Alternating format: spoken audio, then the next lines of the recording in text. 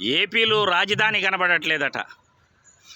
ఏపీలో టీడీపీ జనసేన నాయకులకు రాజధాని కనబడట్లేదట. రాజధాని ఎక్కడా అంటున్నారు.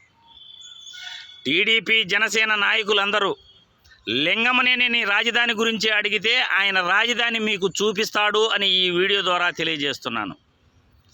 అమరావతిలో 350 ఎకరాలు లింగమనేనికి ఎలా వచ్చింది, కరకట్ట ఇల్లు చంద్రబాబుకు ఉచితంగా ఎందుకు ఇచ్చాడు అని లింగమనేనిని మీరు ప్రశ్నిస్తే రాజధానిని మీకు చూపిస్తాడు అని టీడీపీ జనసేన నాయకులకు తెలియజేస్తున్నాను. పవన్ కళ్యాణ్కు 2.60 ఎకరాలు రాజధానిలో ఎలా వచ్చింది అని అడిగితే ఆయన రాజధాని గురించి క్లియర్గా చెప్తాడు. హెరిటేజ్ భూములు అమరావతిలో ఎలా వచ్చాయి అని చంద్రబాబును లోకేష్ను అడిగితే రాజధాని గురించి, రాజధాని ఎక్కడుండేది వాళ్ళే క్లియర్గా చెప్తారు.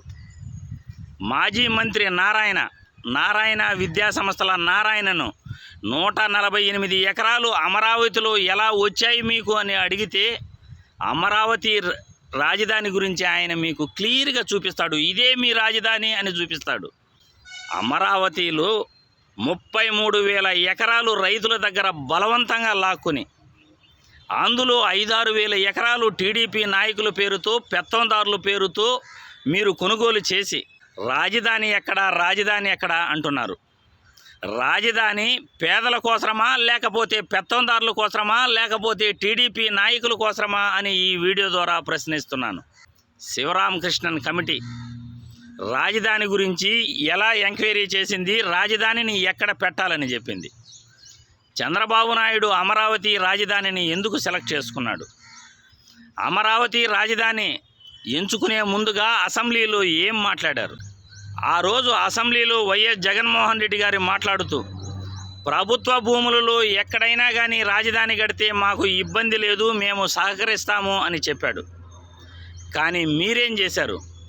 అమరావతిలో 33,000 ఎకరాలు ప్రైవేటు భూములు, రైతుల దగ్గర బలవంతంగా పచ్చటి పొలాలు పంటలు పండే భూములను బలవంతంగా 33,000 ఎకరాలు లాక్కున్నారు. నయాన్నో భయాన్నో లాక్కున్నారు.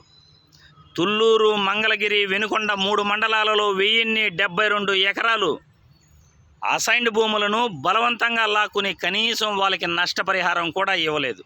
33,000 ఎకరాలలో ఎంతమంది రైతులు మేము భూమి ఇవ్వము అని అన్నా కానీ బలవంతంగా వాళ్ళ దగ్గర లాక్కుని మీ పేరుతో దాదాపు 5-6 వేల ఎకరాలు పెట్టుకుని 2.68 లక్షల కోట్లు మీ ప్రభుత్వంలో అప్పు తెచ్చి రాజధాని కోసం ప్రత్యేక ప్యాకేజీ తీసుకుని వచ్చి రాజధానిని నిర్మించకుండా 4 రేకుల షెడ్లు వేసేసి ఆ 2.68 లక్షల కోట్లు అప్పు తెచ్చిన ప్రత్యేక ప్యాకేజీ తెచ్చిన డబ్బులన్నీ కూడా ఏమైపోయాయి? రాజధానిని మీరు అమరావతిలో ఎందుకు కట్టలేదు అని ఈ వీడియో ద్వారా నేను చంద్రబాబును ప్రశ్నిస్తున్నాను, పవన్ కళ్యాణ్ని ప్రశ్నిస్తున్నాను, సపోర్ట్ చేసిన బీజేపీని ప్రశ్నిస్తున్నాను. 2014కు ముందు మీరు భూములు పర్చేజ్ చేసి ప్రీ ప్లానెడ్గా అమరావతిలోనే మనం రాజధాని కట్టాలి, మన భూములు విలువ పెంచుకోవాలి అనే దురుద్దేశంతో మీరు అమరావతి రాజధానిని సెలెక్ట్ చేసుకుని అమరావతి రాజధానిలో మీరు ఏ అభివృద్ధి చేయకుండా ప్రజలను మోసం చేసి భయపెట్టి భూములు లాక్కుని ఈరోజు అమరావతి రాజధాని కోసం నాటకాలు ఆడుతున్నారు. జగన్మోహన్ రెడ్డి రాజధానిని అమరావతిని ఎప్పుడూ వ్యతిరేకించలేదే. 3 ప్రాంతాలు అభివృద్ధి చెందాలి, అమరావతిలో శాసన రాజధాని ఉంటుంది, అమరావతిలో శాసన రాజధానితో పాటు విశాఖపట్నం కూడా గొప్ప మనం పరిపాలనా రాజధానిగా అక్కడి నుండి మనం పరిపాలించుకుందాము, విశాఖపట్నంలో సముద్రం ఉంది, మంచి వనరులు ఉన్నాయి, ఆల్రెడీ దేశంలో అభివృద్ధి చెందిన నగరంగా విశాఖపట్నంకి పేరుంది, కొద్దిపాటి పెట్టుబడులతో గొప్పగా మనం విశాఖపట్నంను అభివృద్ధి చేసుకోవచ్చు, సినిమా ఇండస్ట్రీని అక్కడికి రప్పించవచ్చు, పరిశ్రమలు కూడా విశాఖపట్నంకు రప్పించవచ్చు, పెట్టుబడులు కూడా విశాఖపట్నంలో ఎక్కువ పెట్టేదానికి అవకాశం ఉంది అని విశాఖను పరిపాలనా రాజధానిగా చేసుకుంటే అమరావతిలో భూములు కొన్న టీడీపీ నాయకులకు ఎక్కడ నష్టం జరుగుతుందో అని మీరు పదే కూడా రాజధాని ఎక్కడా అని అంటుంటారు. నాయకులు అక్కడ భూములు కొంటే సరే, కానీ కార్యకర్తలకు ఏమైంది? కార్యకర్తలకు ఏమైనా అమరావతి వల్ల ఉపయోగం ఉంటుందా? ఈరోజు పేద ప్రజలకు అమరావతిలో 50,000 మందికి ఇళ్ల పట్టాలు ఇచ్చిన చరిత్ర జగన్మోహన్ రెడ్డిది.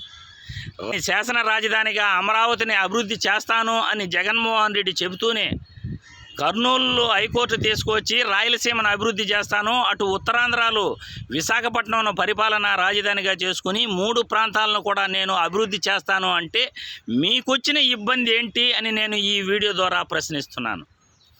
అమరావతిని వదిలేస్తానంటే ఇబ్బంది, కానీ అమరావతిని కూడా అభివృద్ధి చేస్తాను అంటే మీకొచ్చిన ఇబ్బంది ఏంటి అని మిమ్మల్ని ప్రశ్నిస్తున్నాను. కేసులు పైన కేసులు, విశాఖపట్నం రాజధానిగా వద్దు అంటారు, ఇటు హైకోర్టు కర్నూలులో వద్దు అని కేసులు వేస్తారు, అమరావతిలో పేదలకి భూములు ఇస్తూ ఉంటే వద్దు అని అడ్డుపడతారు. ఇక ఎక్కడ రాజధానిని డెవలప్ చేయాలి? ఏ విధంగా జగన్మోహన్ రెడ్డి అమరావతిలో పెట్టుబడులు పెట్టాలి? కేసుల పైన మీరు కేసులు వేస్తూ ఉంటే ఏ విధంగా పరిపాలన చేయాలి అని ఈ వీడియో ద్వారా టీడీపీ నాయకులను, జనసేన నాయకులను ప్రశ్నిస్తున్నాను. పెట్టుబడిదారుల కోసమా లేకపోతే పేదల కోసమా అమరావతి రాజధాని కావాలి అని నేను ఈ వీడియో ద్వారా అడుగుతున్నాను. ఈరోజు సచివాలయ వ్యవస్థ వచ్చింది.